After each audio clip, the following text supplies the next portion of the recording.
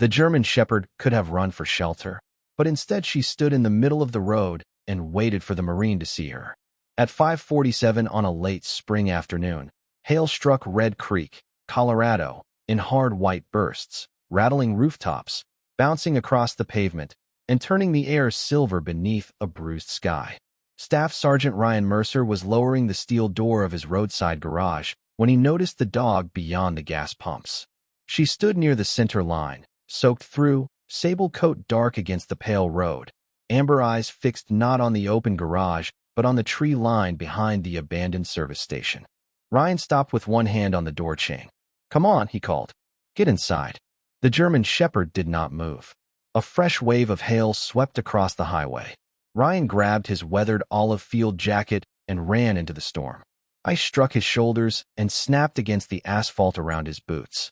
The dog flinched but remained where she was, as if leaving that exact spot would mean losing something important. Ryan reached her, opened the jacket wide, and lowered it over her back. "You made your point," he said. "Now move." She allowed him to guide her toward the garage, but every few steps she twisted her head toward the woods. Inside, the noise became a deep metallic roar against the roof. Ryan pulled the door down, leaving a narrow gap for light, then knelt beside the dog. She was female, perhaps 6 years old, leaned beneath the wet fur, with a small notch in her left ear and mud packed between her paws. A faded red collar circled her neck. No tag, no telephone number.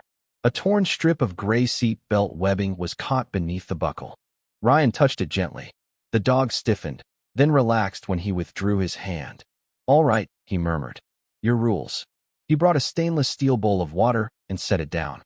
She smelled it, but did not drink. He spread a wool blanket near the office heater. She ignored that too. Instead, she walked to the garage window and stared through rain-streaked glass toward the same line of trees. Ryan followed her gaze. Beyond the abandoned gas station, a narrow service road disappeared into scrub pine and low hills. In weather like this, nobody should have been out there. The dog turned and looked at him. Then she went to the garage door and scratched once. Ryan opened it 2 inches. Wind pushed cold air across the floor. She pressed her nose into the gap and whined. "You want to go back out?" he asked. She looked at the woods again. Ryan closed the door. "No, not until this passes." The German Shepherd crossed the garage, took the sleeve of his jacket gently between her teeth, and pulled. Not hard, just enough to make him follow one step. When he stopped, she released it and returned to the window. Ryan had seen working dogs communicate with less. He crouched beside her and examined the red collar more closely. On the inside, beneath the damp leather, black marker had bled into the fabric. 3 words remained clear. "Find help." Ryan read them twice. The hail thundered above him. Somewhere in the distance, a low rumble rolled through the valley. He looked at the dog. Her body trembled, but not from fear alone. She moved to the door again, touched his wrist with her nose, and waited. Ryan felt an old pressure rise in his chest, the memory of another message discovered too late, another voice he had promised himself he would never ignore again. He stood, reached for his flashlight, rescue bag, and truck keys. "Show me," he said. The dog's ears lifted. Ryan raised the garage door just high enough for them to pass beneath it. Hail scattered across the concrete outside. The German Shepherd ran 10 yards toward the abandoned station, stopped, and looked back. Ryan pulled his jacket tight and followed. She moved again, faster now, leading him toward the service road as the storm swallowed the last light of day.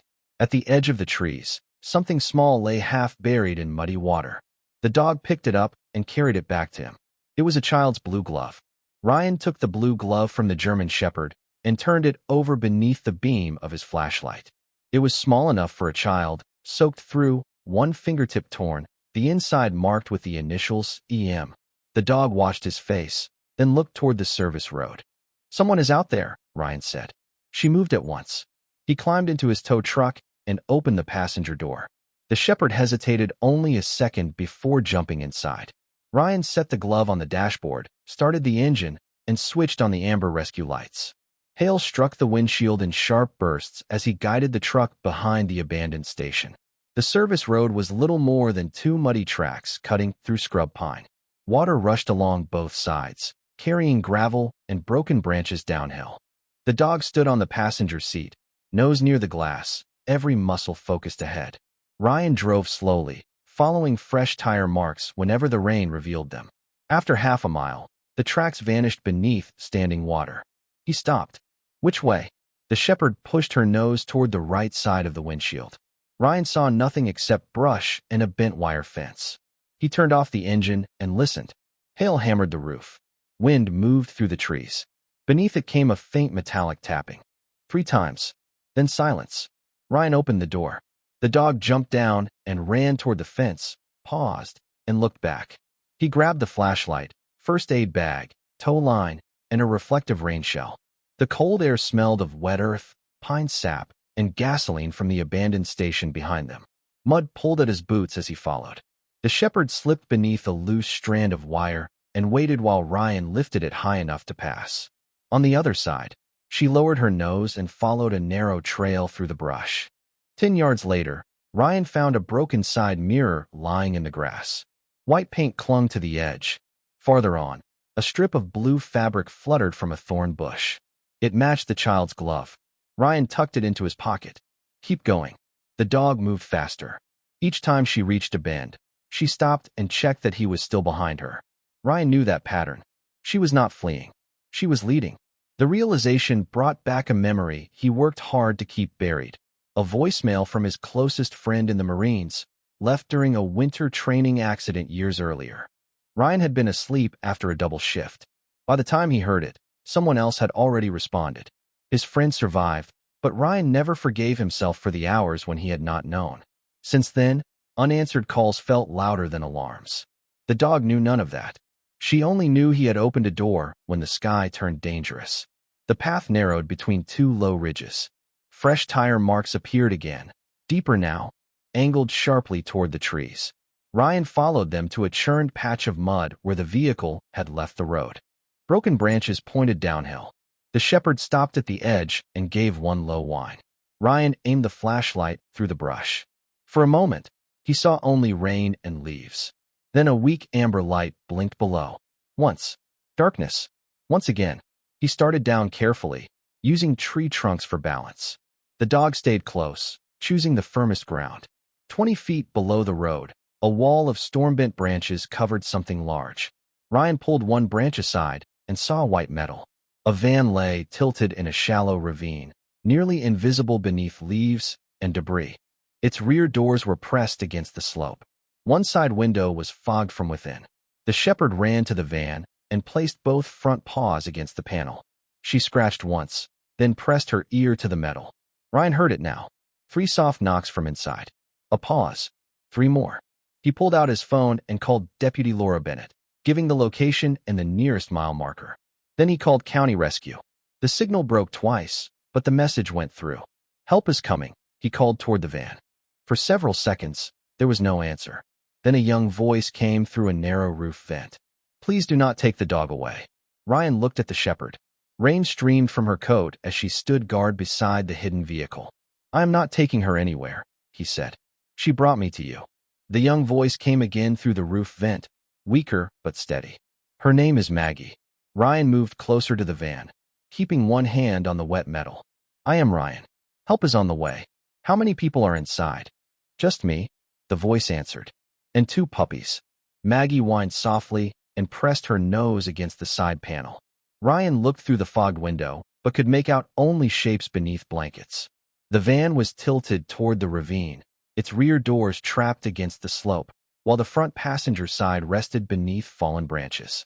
He tested the handle without forcing it. Locked. Are you hurt? I am cold. My ankle hurts, but I can move. What is your name? Evan Miller. I am 16. Ryan pulled the blue glove from his pocket and held it near the vent. I found this. There was a pause. Maggie brought it. She did. A faint laugh came from inside, followed by a cough. I thought she left us. Ryan looked at the German shepherd standing in the rain. Mud covered her legs. The torn seat belt webbing still hung from her collar. She did not leave, he said. She went for help. Headlights appeared above the ravine several minutes later, moving between the trees. Deputy Laura Bennett called Ryan's name from the road. He answered with his flashlight, sweeping the beam twice across the branches. Laura descended with 2 county rescue workers carrying ropes, blankets, and a compact cutting tool. Ryan explained the van's position and the voices inside. Laura crouched near the roof vent. "Evan, this is Deputy Bennett. We are going to open the side door. Stay where you are and keep the puppies close." "Okay," he said.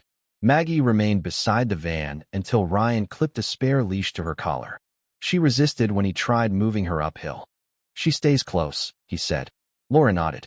"Then keep her clear of the tools." The rescuers secured the van with a tow line connected to Ryan's truck, preventing it from shifting further. One worker cleared branches from the passenger side, while the other checked the frame. Ryan knelt beside Maggie beneath his rain shell. The hail had softened into heavy rain, but the temperature was dropping quickly. He wrapped part of the shell around her shoulders. She ignored the cold, eyes fixed on the door. Metal creaked as the rescuers eased the frame away from the jammed latch. No sudden movements. No wasted effort. Just careful pressure, pauses, and quiet instructions. After several minutes, the door opened 6 inches. Warm, stale air escaped into the rain. A small hand appeared through the gap. "I see you," Ryan said. "Stay still." "They are opening it wider." The workers adjusted the line and cleared more debris. The door finally moved enough for Laura to reach inside. Evan sat on the floor behind the passenger seat, wrapped in a gray blanket, one leg stretched carefully in front of him. 2 German Shepherd puppies rested against his chest inside a cardboard supply box lined with towels. Their sable coats were damp, but both were awake. "Take them first," Evan said. Laura lifted the box toward Ryan. Maggie rose instantly. Ryan set it on a dry blanket beneath the trees. She smelled each puppy, touched their faces with her nose, then looked back toward the van. "She wants the boy out," Laura said. Ryan returned to the door. Evan was pale and exhausted, but alert. With the rescuers supporting his injured ankle, he eased forward and placed one arm over Ryan's shoulder. "Slow," Ryan said. "We have you." They guided him onto a padded stretcher and covered him with warm blankets. Maggie came close enough for Evan to reach her. His hand rested against her wet head. "You came back," he whispered. Maggie leaned into his palm. The ambulance team checked Evan while Dr. Hannah Brooks, called by Laura, examined the puppies and Maggie under the open rear hatch of Ryan's truck. Hannah listened to Maggie's heart, checked her paws, and studied the writing inside the red collar. "Who wrote this?" she asked. Evan raised one hand from the stretcher. "I did." The driver went to find help after the van slid off the road. Hours passed. "My phone died." Maggie kept scratching at the vent. He looked at Ryan. "I opened it just wide enough for her. I tied the seatbelt strip to her collar and wrote the message inside." Ryan glanced at the service road above. She traveled almost 3 miles through that storm. Evan's eyes filled. "I only hoped she would find somebody." Ryan looked at Maggie, then at the glove on his dashboard. She had not followed a perfect plan. She had carried scent, urgency, and trust. The rescue convoy left the ravine after dark, moving slowly beneath a sky that had finally begun to clear. Evan rode in the ambulance with his injured ankle supported and a warm blanket around his shoulders.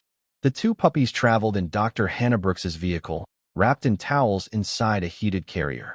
Maggie refused every open door except Ryan's.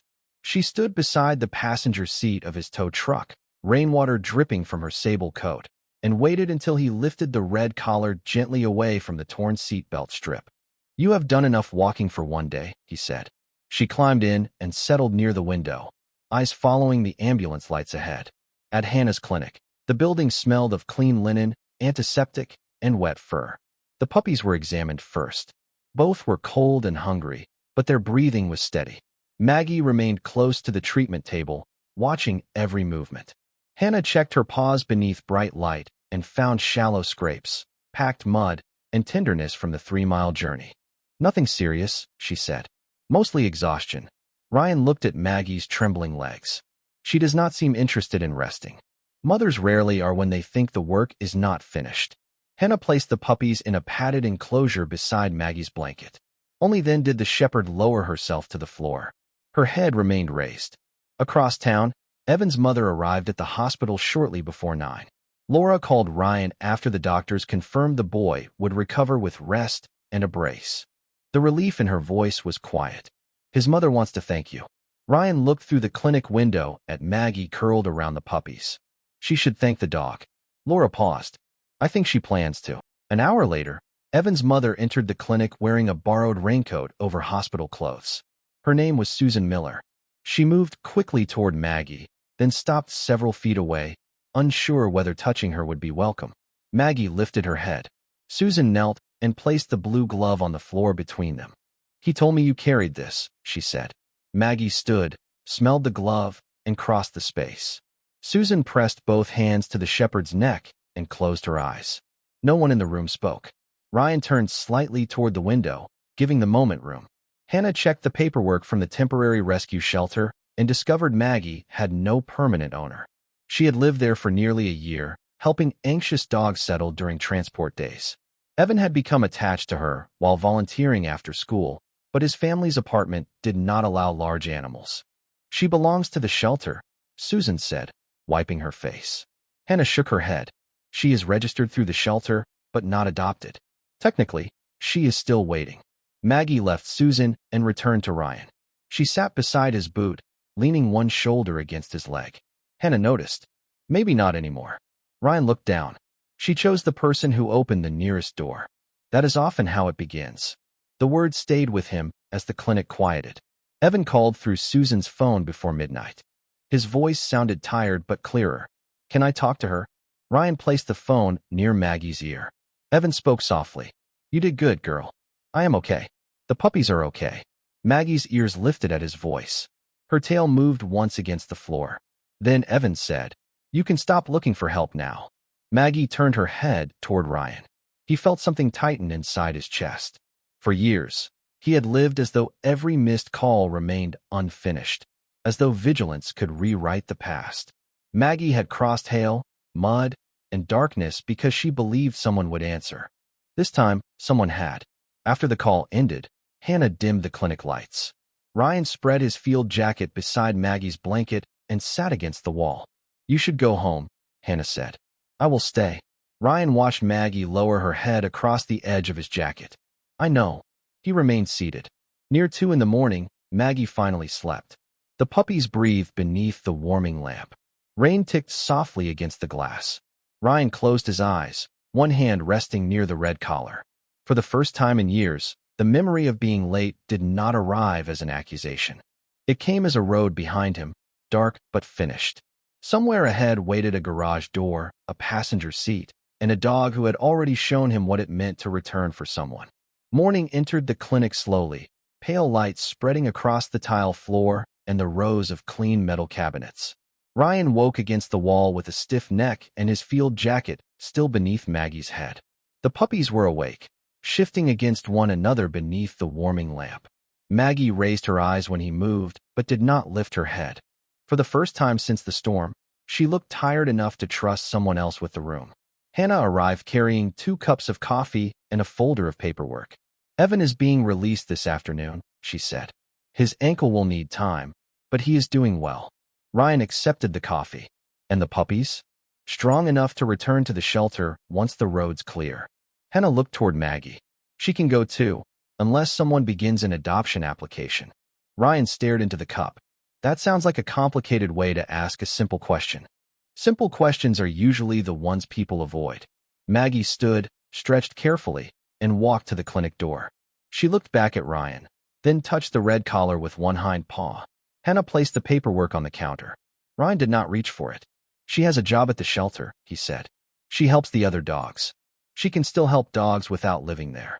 Maggie returned to him and rested her chin on his knee. Ryan thought of his garage after closing. One chair in the office. One mug beside the sink. One truck with an empty passenger seat. He had spent years calling that life quiet when the truer word was unfinished. Near noon, Susan brought Evan to the clinic. He entered on crutches with a blue brace around his ankle and stopped when Maggie saw him. The shepherd rose so quickly that Ryan put one hand near her collar, but she moved with care, crossing the room slowly until her nose touched Evan's chest. He lowered himself into a chair and wrapped both arms around her neck. I knew you would find someone, he whispered. Maggie leaned against him, tail brushing the floor. The puppies squeaked from the enclosure, and Evan laughed for the first time since the rescue. He spent 20 minutes beside them, checking each tiny face and repeating the names he had given them during the van ride. Scout and Penny. When it was time to leave, his smile faded. Will Maggie go back with them? Hannah looked at Ryan. Ryan looked at the adoption papers. Evan followed his gaze. She does not like being left behind, he said. Not after what happened. Ryan crouched beside Maggie. I do not know much about dogs in a house. Evan adjusted his crutch. She knows enough for both of you. Susan placed the blue glove on the counter. It had dried overnight, the initials E.M. still visible inside. Keep this, she told Ryan. Maybe it can remind you what she was trying to say. Ryan turned the glove over in his hand. Find help. The words on Maggie's collar had not been a command she could read. They had been faith placed into motion. Evan had trusted her to carry urgency into the storm. Maggie had trusted Ryan to follow. Ryan picked up the pen. He signed the first page. Then the second. Hannah checked the lines and smiled, without making the moment larger than it needed to be. She is yours pending final approval. Ryan looked at Maggie. That sounds official. Maggie stepped onto his boot. Evan grinned. She is saying yes. By late afternoon, the roads were open. The puppies left with Hannah for the shelter, and Evan went home with Susan. Ryan stood outside the clinic with Maggie beside him. The sky was clear now, washed blue after the storm. He opened the passenger door of the tow truck. Maggie remained on the sidewalk. You wanted help, he said. You found it. She looked toward the road leading back to the garage, then toward him. Ryan tapped the seat. This time, neither of us is leaving alone. Maggie climbed in. She turned once, circled on the worn upholstery, and settled beside the window. Ryan placed the blue glove in the glove compartment and fastened the new identification tag beside the old red collar. On the drive home, Maggie watched every side road. Ryan watched her. When they reached the garage, she waited until he opened the door, then walked inside as though she had known the place longer than one night. Ryan set down a bowl of water. This time, Maggie drank. The first week at the garage taught Ryan that Maggie preferred routine over comfort. She ignored the expensive dog bed he placed near the office heater and chose a folded canvas tarp beside the tow truck instead. She refused breakfast until he opened the bay door and let her inspect the road. Every passing vehicle brought her to her feet. Every distant siren made her ears turn toward the hills. Ryan never corrected her. He understood what it meant to keep listening after danger had passed. Each morning, he filled her bowl, checked the new identification tag, and placed the blue glove inside the truck's center compartment. Maggie watched him do it as if the small object belonged to their work now. By Thursday, she had learned the rhythm of roadside calls. The telephone rang. Ryan answered immediately. He gathered his tools. Maggie moved to the passenger door and waited. He did not take her on every trip. Some roads were crowded or unsafe, and when he told her to stay, she settled near the office window with visible reluctance. But on quiet country calls, she rode beside him, watching fence lines and drainage ditches with the same attention she had given the service road behind the abandoned station. The people of Red Creek began hearing about her. A rancher left a bag of treats at the garage. The owner of the grocery store donated 2 wool blankets for the truck. Deputy Laura brought a reflective dog vest and helped Ryan secure a travel harness in the passenger seat. Hannah assembled a small animal first aid kit, then made him promise he would telephone before attempting anything beyond basic care. Ryan added bottled water, sealed food, a spare leash, a flashlight, and a portable phone charger. The tow truck had always carried equipment for disabled vehicles. Now it carried enough to help whoever might be waiting beside one. Evan visited on Saturday, still using one crutch, but moving more easily. Susan drove him to the garage, and Maggie met them before the engine stopped. She approached Evan slowly, then pressed her shoulder against his leg. He sat on the office step and scratched beneath her red collar. The puppies are doing good, he said. Scout already found a family. Penny might stay with the shelter manager. Maggie listened to his voice, calm now, without searching behind him. Evan noticed the reflective vest hanging inside the truck. Is she working with you? Ryan leaned against the open door. She rides along sometimes. That means yes. Evan opened his backpack and removed a laminated card. On one side was a photograph of Maggie.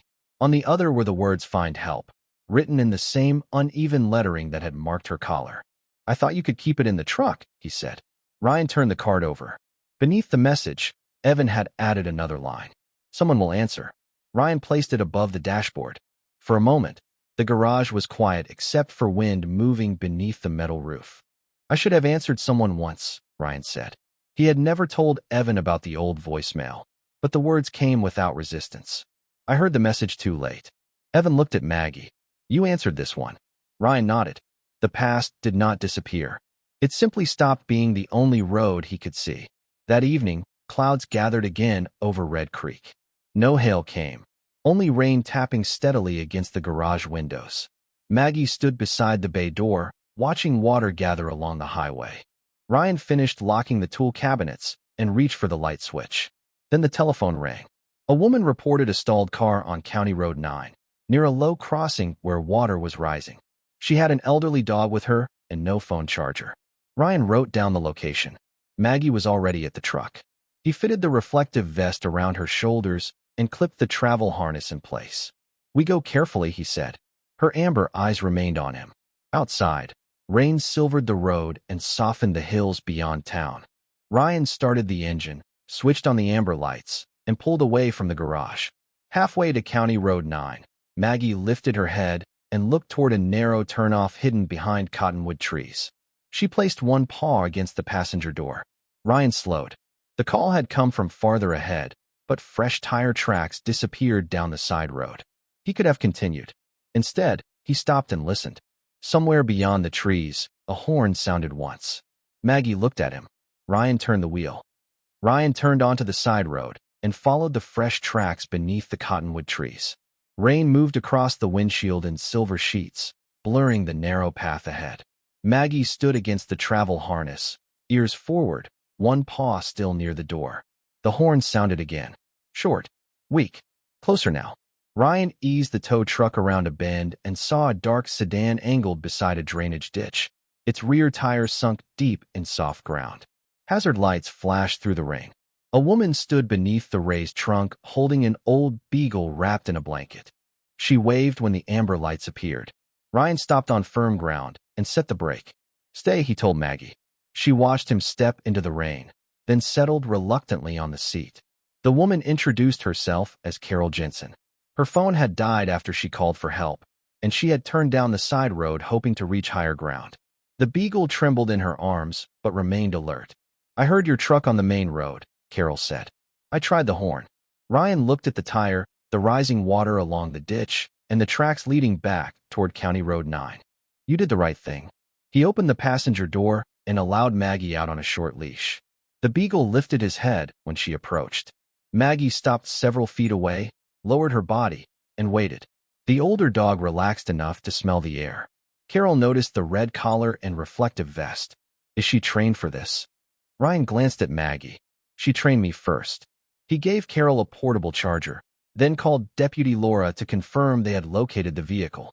The original roadside caller was Carol. The poor signal had made the location difficult to hear. Ryan secured the sedan with a tow strap and guided it slowly back onto solid ground. Maggie remained near Carol, calm beneath the rain, while the beagle watched her from the blanket. When the sedan was safe, Ryan checked the road ahead. Water had begun crossing the low section near the main route. You should follow me back to town, he said. No shortcuts. Carol nodded. Before climbing into her car, she touched Maggie's shoulder. You heard us. Maggie looked toward the trees as if the sound still lingered there. On the drive back, Ryan kept his speed low. Carol's headlights stayed visible in the mirror. The beagle sat upright in her passenger seat, wrapped in the wool blanket from Ryan's rescue kit. Maggie settled beside him, rainwater darkening the reflective vest. Ryan looked at the laminated card above the dashboard. Find help. Someone will answer. The words no longer felt like a memory from one storm. They felt like instructions for every road ahead. At the garage, Carol waited while Ryan checked the sedan once more. She offered to pay extra for the blankets and charger, but he refused. Bring the blanket back when he is warm, Ryan said, nodding toward the beagle. Or give it to the next person who needs it. Carol smiled. That sounds like something someone taught you. Ryan looked at Maggie resting near the office heater. It was. After Carol left, Ryan removed the wet vest and dried Maggie with a towel. She finally accepted the dog bed, circling twice before lying down. The rain continued through the night, but no more calls came. Ryan sat at the desk with the blue glove beside his hand and Evan's card above the lamp. He thought of how many times he had mistaken vigilance for punishment, as though listening harder could repay every message he had missed. Maggie had shown him something different. Listening was not about reliving the moment too late. It was about being present when the next signal came. Near midnight, Maggie raised her head at the sound of tires outside. A small pickup stopped beneath the garage light. Deputy Laura stepped out carrying a cardboard box. Inside were donated leashes, towels, water bowls, and 2 sealed bags of dog food. "Carol called the station," she said. "Word travels fast." Ryan looked at the supplies. "What am I supposed to do with all this?" Laura nodded toward the tow truck. "Keep answering." Maggie rose and walked to the open bay door. Beyond her, rain softened over Red Creek, and the road gleamed beneath the amber lights. Ryan placed the box beside his rescue gear. Then he hung a small wooden sign near the entrance. "Water, blankets, phone charging, animal help. No charge." Maggie sat beneath it, red collar bright against her sable coat. Ryan stepped beside her and looked toward the highway. The garage had once been a place where broken machines waited to be repaired. Now it had become somewhere living things could stop before the road grew too dark. By the beginning of summer, the wooden sign outside Ryan's garage had weathered along the edges, but the words remained clear. Water, blankets, phone charging, animal help. No charge. People stopped for reasons that had little to do with engines. A ranch hand brought in a stray terrier found beside an irrigation ditch. A family traveling through Red Creek used the charger after their car battery failed near the county line. An elderly man arrived with a nervous collie and asked only for a quiet place to wait while his daughter drove from Denver. Maggie greeted each visitor without rushing them. She stood nearby, watched, and moved closer only when invited. Ryan began to understand that her gift was not simply finding trouble. It was recognizing when fear needed space before it could accept help. The garage changed around them. Henna stocked a cabinet with basic animal supplies and posted her clinic number beside the desk. Laura arranged for county dispatchers to mention the garage when callers were stranded with pets. Evan volunteered on Saturdays, his ankle healed, and his blue glove now displayed inside a small frame above the rescue shelf. Beneath it was the laminated card he had made. "Find help. Someone will answer." Scout had settled with a retired schoolteacher, and Penny remained at the shelter, where she slept beside anxious dogs on transport mornings, just as Maggie once had. Evan brought photographs whenever he visited. Maggie smelled each one before returning to her place near Ryan's chair. One hot afternoon, a dusty minivan pulled beneath the garage light. A young mother stepped out with 2 children and a German shepherd mix named Ruby. The dog remained inside, pressed against the far seat, unwilling to move. The family had been traveling for hours when a thunderstorm rolled over the mountains. Ruby had become frightened by the thunder and refused food or water. Ryan opened both garage doors to let air move through the building. He placed a bowl several feet from the van and stepped back. Maggie approached slowly, stopped near the open door, and lay down. She did not look directly at Ruby. She simply rested there, breathing evenly while distant thunder rolled across the valley. After several minutes, Ruby lifted her head. Maggie remained still. The children sat quietly on the office step, following Ryan's example. Ruby moved one paw toward the doorway, then another. When she finally stepped onto the concrete, Maggie rose and walked toward the water bowl without looking back. Ruby followed. The mother covered her mouth with one hand. How did she know? Ryan watched the 2 dogs drink side by side. Someone waited for her once. That evening, after the family continued west, Ryan found Maggie sitting in the passenger seat of the tow truck even though no call had come. The sky had darkened, and wind pushed dry leaves across the lot. "You expecting something?" he asked. Maggie looked toward the abandoned gas station. Ryan followed her gaze. The service road beyond it had been cleared since the rescue, but the memory of the hidden van still lived in every bend. He opened the truck door and climbed in. They drove the old route slowly, not because anyone had called, but because Ryan wanted to see it in clear weather. At the ravine, wild grass covered the tire marks. The broken branches were gone. Sunlight reached the place where the van had rested. Ryan parked and walked with Maggie to the edge. She smelled the ground, circled once, then sat beside him. He removed the blue glove from the glove compartment and held it in his palm. "You found the right door," he said. Maggie leaned against his leg. Ryan thought of the message he had missed years ago and the many messages he had answered since. One did not erase the other. Mercy did not rewrite time. It gave the present a different direction. On the drive back, a call came through the radio. A delivery driver had found a dog beside a closed campground 12 miles north. No collar, no shelter. Storm clouds were gathering again over the ridge. Ryan answered before the dispatcher finished repeating the location. He switched on the amber lights. Maggie sat upright, eyes fixed ahead. The tow truck turned north as the first drops struck the windshield. This time, there was no hesitation in the cab. Only the steady engine, the red collar, and two lives moving toward a signal someone else might have missed. The delivery driver waited beneath the campground sign with his hazard lights flashing through the rain. Beside the truck, a thin brown dog stood under a picnic shelter, soaked but alert, watching the empty road as if someone had promised to return. Ryan parked the tow truck on firm gravel and clipped Maggie's reflective vest into place before opening the door. She stepped down calmly, red collar bright against her sable coat, and stopped several yards from the frightened dog. No barking, no pulling, just patience. The driver explained that he had found the animal near a locked gate with no tag and no vehicle nearby. Ryan set out water, scanned the campground, and called Laura with the location. Maggie lowered herself beneath the shelter. The brown dog watched her for nearly a minute, then crept forward and drank. By the time Hannah arrived, the storm had softened. The dog was tired but healthy, and a faded microchip led to an elderly couple whose camper had broken down 20 miles away. They had been searching since morning. When the couple reached the campground, the dog ran to them with a joy so complete that Ryan looked away for a moment. Maggie remained beside him, tail moving once. The rescue was simple. No hidden van, no dramatic discovery, just a wet road, an open door, and someone answering before hope ran out. 6 months after the hailstorm, Ryan's garage had become a familiar light along the highway. A painted paw print marked the tow truck door. The rescue cabinet stayed stocked with blankets, leashes, food, chargers, and first aid supplies. Evan spent Saturday mornings organizing donations while Maggie supervised from her place near the bay entrance. Scout visited with the retired teacher who had adopted him. Penny came with the shelter manager and still settled nervous dogs by lying quietly beside their crates. Carol returned the wool blanket from the rainy roadside call, washed and folded, then added 2 more. No one had planned a program. It had grown the way trust often grows, one returned kindness at a time. On the anniversary of the hidden van rescue, Evan brought Maggie a new identification tag. The front carried her name. The back carried 2 words. Always answers. Ryan fastened it beside the weathered red collar without removing the faded writing inside. Find help remained there, softened by time, but still readable.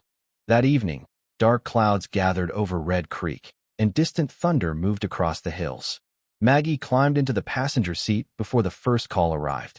Ryan placed the blue glove in the center compartment, checked the rescue kit, and started the engine. The telephone rang as the garage door rose. A family had lost power near the North Ridge. Their vehicle would not start, and a dog was becoming frightened by the storm. Ryan wrote down the address and answered before the caller could repeat it. "We are on the way." Rain began striking the windshield as they left town.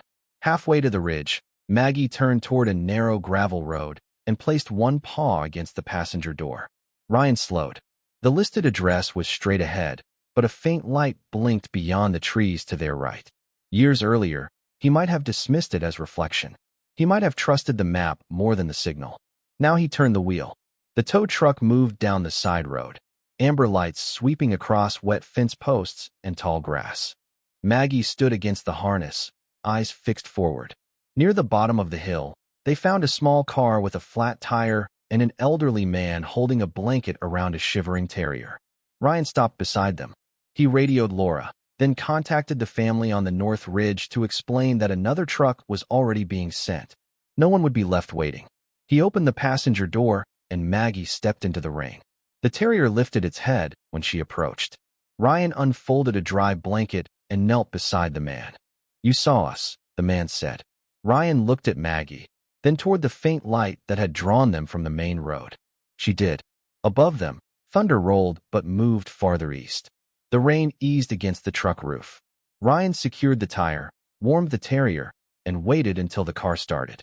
When they finally returned to the highway, Maggie settled beside him, her new tag resting against the old red collar. The road ahead disappeared beneath rain and darkness, but Ryan no longer needed every answer before turning toward a signal. Some roads only reveal their purpose after someone chooses to follow. He switched on the amber lights, and the tow truck carried them forward, ready for the next quiet call that might otherwise be missed.